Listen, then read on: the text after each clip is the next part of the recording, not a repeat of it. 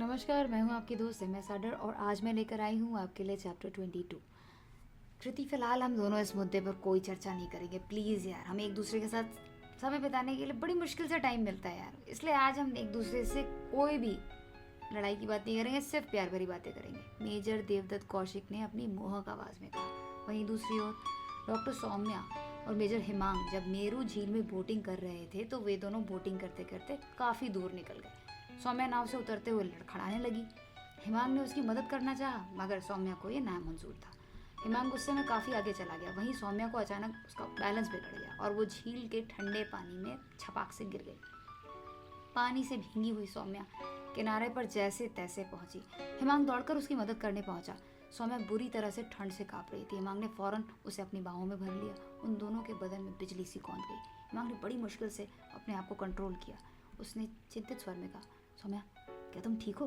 कहीं तुम्हें चोट तो नहीं लगी? सौम्या ने कांपते हुए कहा, मेरा बैलेंस बिगड़ गया था, लेकिन मैं अब ठीक हूँ, मगर मुझे ये ठंड मार डालेगी।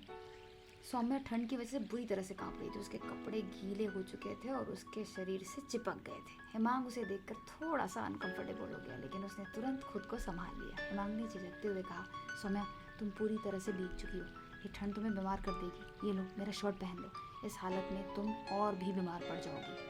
हिमांग ने अपनी शर्ट उतार कर सौम्या को दे दिया। सौम्या ने हिचकिचाते हुए कहा, पर तुम्हें भी तो ठंड लगेगी। हिमांग ने हल्की मुस्कान के साथ कहा, मैं आर्मी वाला हूँ, मुझ पर ठंड का असर नहीं होता, लेकिन तुम्हारे लिए ये ठंड खतरनाक हो सकती, ठीक है?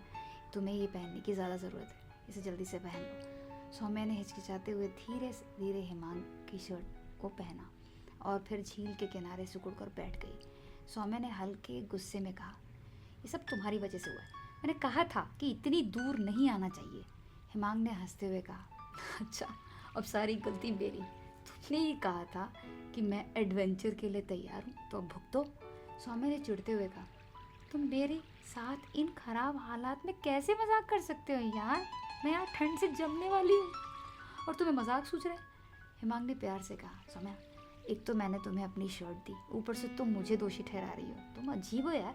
सौम्या ने शर्माते हुए कहा, थैंक यू हिमांग, अगर तुम नहीं होते तो मुझे पता नहीं यार आज क्या होता।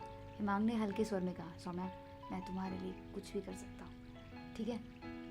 अब मजाक बंद, मैं बोट स्टार्ट करने की कोशिश करता हूँ। हिमांग बोट स्टार्ट करने की कोशिश करने लगा, लेकिन इंजन काम नहीं कर रहा था।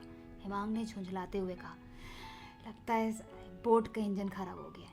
सौम्या ने हैरान होकर कहा, अरे यहाँ तो मोबाइल नेटवर्क भी नहीं है, अब हम क्या करेंगे? हम लोग बहुत दूर आ चुके हैं, ऊपर से यहाँ पर आसपास में कुछ भी नहीं है। हिमांग ने सोचते हुए कहा, मेरे भी मोबाइल में कोई नेटवर्क नहीं है, मगर ये एक अच्छी बात है कि झील के इस तरफ ना जंगल है, शायद वहाँ कोई गांव हो, चलो वहाँ चलते हैं। तुम्हारे लिए गर्म कपड़े भी तो ढूंढने होंगे। सौम्या ने डरते हुए कहा, जंगल में? क्या तुम्हें यकीन है वहाँ जाना सेफ होगा?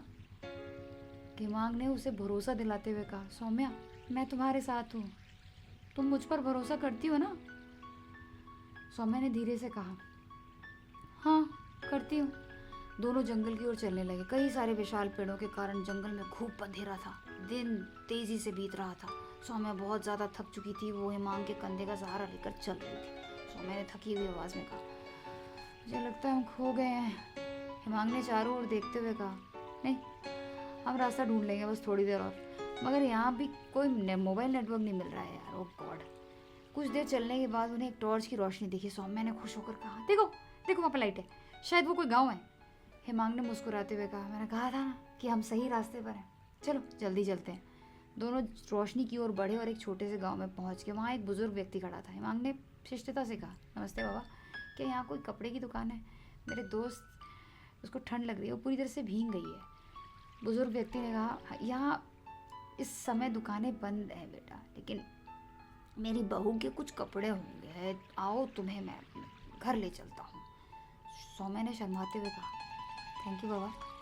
वे बाबा के घर गए। बाबा की बहू ने सौम्या को अपने सूखे हुए कपड़े दिए। सौम्या ने अपने कपड़े तुरंत बदल लिए। हिमांग ने चुटकी लेते हुए कहा, अब तो तुम्हें ठंड नहीं लग रही है ना? सौम्या ने मुस्कुराते हुए कहा, हाँ, अब मुझे बहुत ही रिलैक्स लग रहा है। और तुम्हारा क्या तुम्हें ठंड नहीं लग रही है? हिमांग ने मजाक में कहा, आर्मी वालों को ठंड नहीं लगती है, हम पत्थर जैसे मजबूत होते हैं। सभी हंसने लगे। वहाँ मौजूद हर इंसान सौम्या और हिमांग को कपल समझ रहे थे। हिमांग ने धीरे से सौम्या के पास जाकर कहा, वे जो समझ रहे हैं ना, सही समझ रहे हैं, उनकी गलतफहमी मत दूर करना, ठीक है? अगर ऐसा किया तो वो तुम्हें कैरेक्टरलेस समझेंगे। सौम्या ना चाहते हुए भी चुप रही। गांव के चौपाल में शाम को खाना खाते समय सौम्या और हिमांग बातें कर रहे थे। सौम्या ने गंभीर होकर कहा, हिमांग, तुमने आज मेरी इतनी मदद की है, मैं कभी नहीं भूलूंगी कि तुमने मुझे अपनी शर्ट दी, जंगल में मेरे साथ चले और मेरी हर मुश्किल को आसान बनाया। हिमांग ने हल्के रोमांटिक अंदाज में कहा, सौम्या, मैं तुम्हारे लिए कुछ भी कर सकता हूँ। सौम्या ने चौंकते हुए कहा, तुम्हें क्या कह रहे हो? तुम पागल हो क्या? हिमांग की आंखों में गहराई के साथ कहा, क्योंकि मैं तुमसे प्यार करता हूँ। सौम्या ने हैरान होकर कहा, हिमांग, मैं ना तो तुम्हें सिर्फ दोस्त मानती थी, ठीक है ना? मानती हूँ, लेकिन अब? हिमांग ने मुस्कुराते हुए कहा, अब क्या? आपके प्यार और सराहना के लिए बहुत बहुत धन्यवाद।